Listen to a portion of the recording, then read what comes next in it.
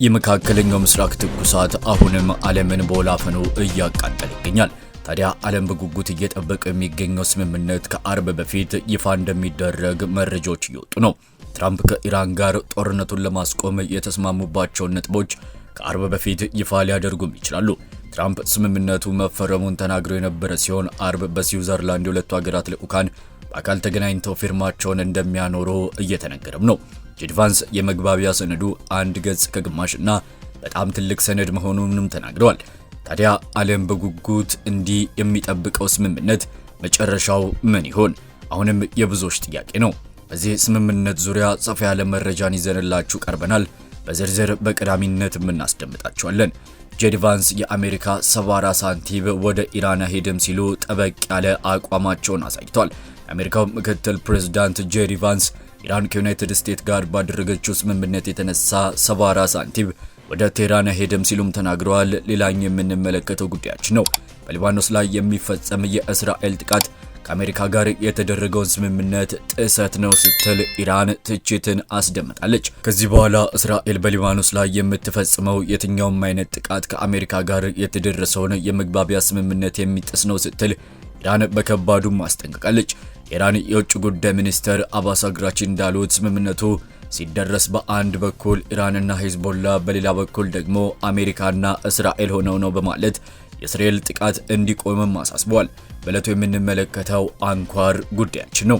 ሂዝቦላ ኢራን ከአሜሪካ ጋር በሚኖራት ድርድር እስራኤል ከሊባኖስ እንድትወጣ ለመጠየቅ ቃል መግባቷን ገልጿል። ይህንንም እንመለከታለን። የመጨረሻው የኢራን ሻህ ልጅ ሬዛ ፓህላቪ በአሜሪካና በኢራን መካከል የሚደረገው አዲስ ስምምነት አውዳሚ ስህተት ሲሉ አጥብቀው ተቃወሙ። ሌላኛው ጉዳያችን ነው። ከሶማሊያ የተነጠለችው ሶማሌላንድ በእስራኤል የመጀመሪያውን እውቅና ካገኘች ከ6 ወር በኋላ በኢየሩሳሌም ኤምባሲዋን ከፈተች።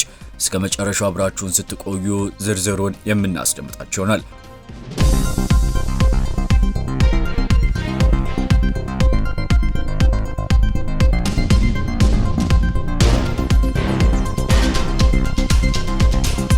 ሰላም ጤና ይስጥልን ክቡራትና ክቡራን በመላው ዓለም የምትገኙ የሙዳይ ወቅታዊ ተከታታዮቻችን እንደምን ቆያችሁን?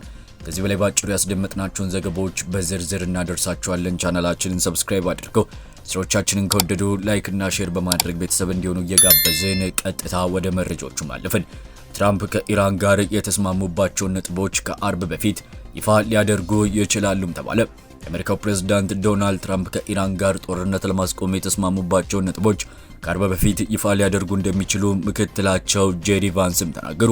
ትራምፕ ስምምነቱን መፈረሙን ተናግረው የነበረ ሲሆን አርብ በስዊዘርላንድ የሁለቱ ሀገራት ልዑካን በአካል ተገኝተው ፊርማቸውን እንደሚያኖሩ እየተነገረም ነው።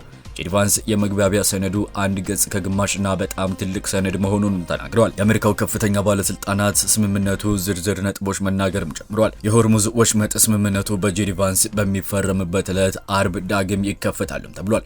የኢራን የውጭ ጉዳይ ሚኒስትር አባስ አግራቺ ከአሜሪካ ጋር ዘላቂ ሰላም ላይ ለመድረስ የሚደረገው አዲስ ዙር ውይይት በዚያው ዕለት ስዊዘርላንድ ውስጥ እንደሚጀምርም ተናግረዋል። ለቡድን 7 ሀገራት ስብሰባ ፈረንሳይ የሚገኙት ዶናልድ ትራምፕ ትናንትና ማክሰኞ ዕለት ከግብጽ፣ ኳታርና ዩናይትድ አረብ ኤሚሬትስ መሪዎች ጋር ተገናኝተው በኢራን ዙሪያ መክረዋል። ሰኞ ዕለት ትራምፕ ከፈረንሳዩ ፕሬዝዳንት ኢማኑኤል ማክሮን ጋር ሲነጋገሩ ተፈርሟል ብዬ ስነግራችሁ በጣም ደስተኛ ነኝ፣ ስምምነቱ ተፈርሟልም ብለዋል። የአሜሪካ ከፍተኛ ባለስልጣናት ስምምነቱ የትራምፕ የምክትላቸው ቫንስ እና የኢራን የፓርላማ አፈ ጉባኤ መሐመድ ባጋር ኤሌክትሮኒክስ ፊርማ ተቀምጦበታልም ብለዋል። በዚህ ሳምንት የስምምነቱ ዝርዝር ነጥቦች ላይ እንዲሁም በኢራን ኒውክሌር ፕሮግራም ላይ መነጋገር ይጀመራልም ተብሏል። ኢራን ላይ የተጣሉት ማዕቀቦችን ለማንሳት ወይም እንዳይንቀሳቀስ የተደረጉ ሀብቶችን ለመልቀቅ ኢራን በስምምነቱ ያላት ቁርጠኝነት ወሳኝ መሆኑንም ገልጿል። ቫንስ ለኤምባሲ እንደተናገሩት ስምምነቱ መሰረት የኒውክሌር ተቆጣጣሪ ወደ ኢራን መግባት አለበት ብሏል። ስምምነቱ አንኳር ነጥቦች ከሆኑት መካከል አንዱ ዓለም አቀፍ የአቶሚክ ኤነርጂ ኤጀንሲ እና ዩናይትድ ስቴትስ ከፍተኛ ሁኔታ ተብላልቶ የተቀመጠውን ዩራኒየም እንድታስወግድ እንደሚደግፍ በግልጽም ተቀምጧል። ትራምፕ የስምምነቱ ዝርዝር ነጥቦች አርብ ዕለት ከተፈረሙ በኋላ ይፋ ይሆናሉ ብለው የነበረ ቢሆንም ቫንስ ግን ከፎክስ ኒውስ ጋር በነበራቸው ቃለ ምልልስ ወቅት ከዛ በፊት ይፋ ሊሆን እንደሚችልም ተናግሯል። ቫንስ ከሲኤንኤን ጋር በነበራቸው ቆይታም ሰነዱ ትልቅ መሆኑንና በርካታ ዝርዝር ጉዳዮች ወደፊት በሚደረጉ ንግግሮች መግባባት ላይ ሊደረስባቸው ይችላል ብለዋል። ወደ ቀጣዩ መረጃችንም አለፍን። ስምምነቶች የተነሳ 74 ሳንቲም ወደ ቴሄራን አይሄድም ሲሉም ተናግረዋል። ምክትል ፕሬዝዳንቱ ለፎክስ ኒውስ በሰጡት ቃለ ምልልስ የቀድሞው ፕሬዝዳንት ባራክ ኦባማ ለኢራን ከ$1 ቢሊዮን በላይ በጥሬ ገንዘብ ሰጥተዋል ሲሉ ከትራምፕ አስተዳደር ጋር ማነጻጽሯቸዋል። ቃታር $300 ቢሊዮን ለኢራን ሰጥታለች። እንዲሁም 24 ቢሊዮን እንዳይንቀሳቀስ የተደረገ የቴህራን ሀብት ይለቀቃል ስለተባለው ሲጠየቁ ቫንስ በመሰረቱ ይህ የኢራናውያን ፕሮፓጋንዳ ነው ብለዋል። እነሆ እየሆነ ያለው የተወሰኑ ግለሰቦች ከአገር ውስጥ ማህበረሰብ ስምምነት በጎ እንደሆነ በተቻለ መጠን ለማሳየት እየሞከሩ ነው ሲሉ ምላሽን ሰጥተዋል። የአሜሪካ 74 ሳንቲም ወደ ኢራን ሄድም $300 ቢሊዮን ወይም $24 ቢሊዮን ምንም አይነት ገንዘብ። ይሁን እንጂ ግዴታቸውን የሚወጡ ከሆነ ለኢራን ጥቅም አለው በማለት ኳታር፣ ዩኤኢ ወይም ሳውዲ አረቢያ በኢራን መዋዕለ ንዋያቸውን ሊያፈሱ እንደሚችሉም ጠቁመዋል። መረጃችን እንደቀጠለ ነው። በሊባኖስ ላይ የሚፈጸም የእስራኤል ጥቃት ከአሜሪካ ጋር የተደረገውን ስምምነት ጥሰት ነው ስትል ኢራን በጽና ተቃውማለች። ከዚህ በኋላ እስራኤል በሊባኖስ ላይ የምትፈጽመው የትኛውም አይነት ጥቃት ከአሜሪካ ጋር የተደረሰውን መግባቢያ ስምምነት የሚጥስ ነው ስትል ኢራንም አስጠነቀቀች። ኢራን የውጭ ጉዳይ ሚኒስትር አባስ አግራቺ እንዳሉት ስምምነቱ ሲደረስ በአንድ በኩል ኢራንና ሄዝቦላ በሌላ በኩል ደግሞ አሜሪካና እስራኤል ሆነው ነው በማለት የእስራኤል ጥቃት እንዲቆምም አሳስቧል። አግራቺ አጽንኦት ሰጥተው እንደተናገሩት በሊባኖስ ያለው ጦርነት ማብቃት ከአጠቃላይ ጦርነት ማብቃት ተነጥሎ የሚታይ አይደለም። የጦርነቱ ማብቃት በተጨማሪም የወረራ ማብቃትን የሚያካትት ነው ብሏል።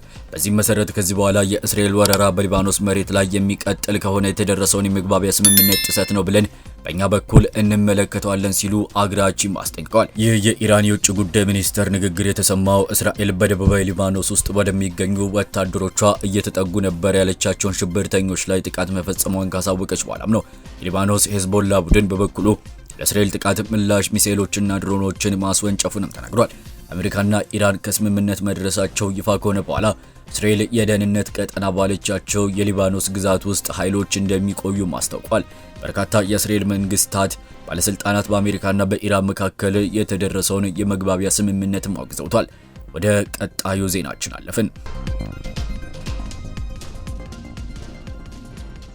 ሂዝቦላ ኢራን ከአሜሪካ ጋር በሚኖረው ድርድር እስራኤል ከሊባኖስ እንድትወጣ ለመጠየቅ ቃል መግባቷንም ገለጸ።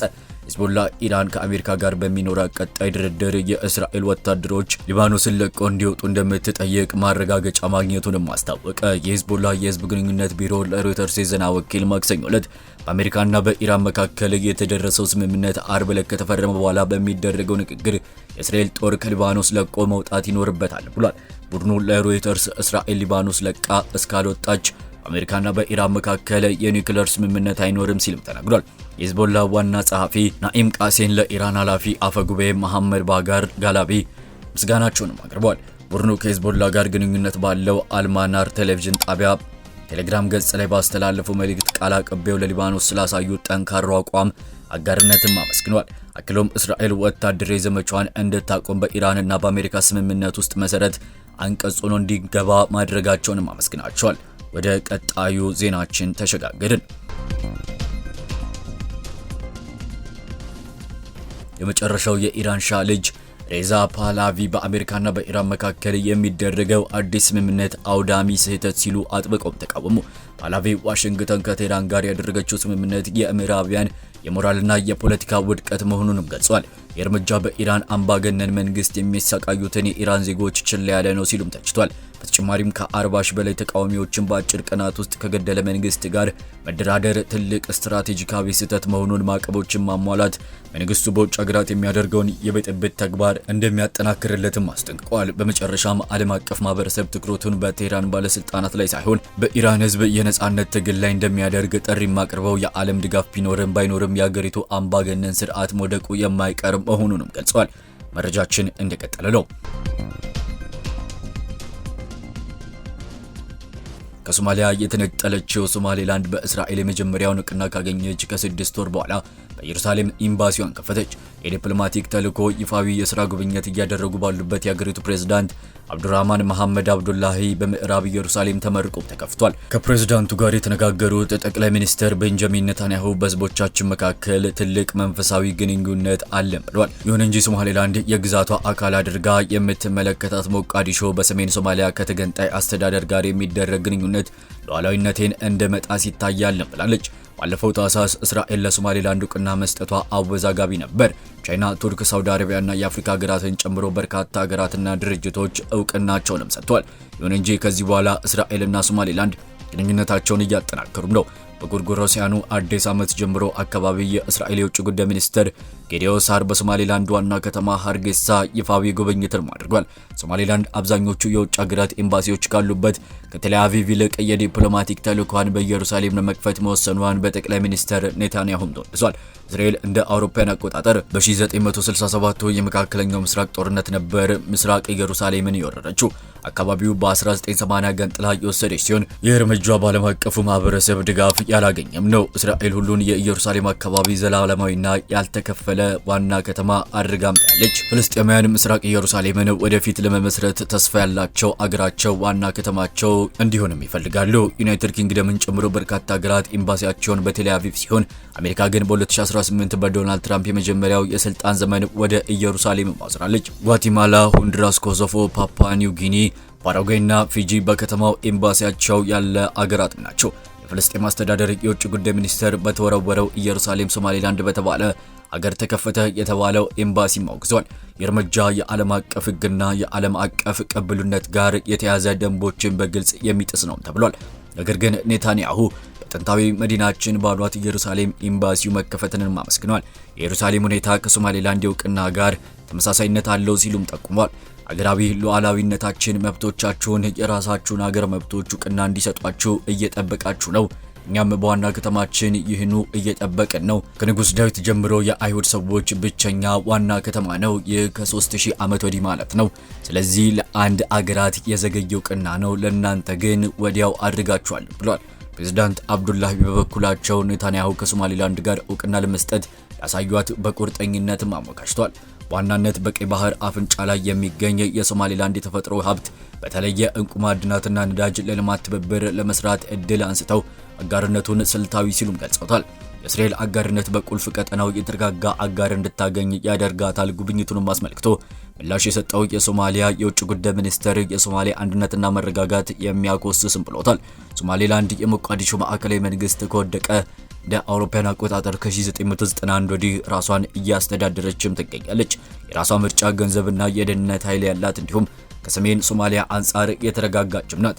ይሁን እንጂ አገር የመሆኗ ፍላጎት ከእስራኤል በቀር በዓለም አቀፍ ማህበረሰብ እውቅናንም አላገኘችም። ክቡራትና ክቡራን በመላው ዓለም የምትገኙ የሙዳይ ወቅታዊ ተከታታዮቻችን ስለነበረን ጊዜ ላቅ ያለ ምስጋናችንን እያቀረብን ወቅታዊ መረጃዎችን ለማግኘት ቻናላችንን ሰብስክራይብ አድርገው እንዲከታተሉ እንጋብዛለን። በቀጣዩ የመረጃ ሰዓታችን እስከምንገናኝ ድረስ በያላችሁበት ሰናይ ጊዜ እንዲሆንላችሁ ተመኘን።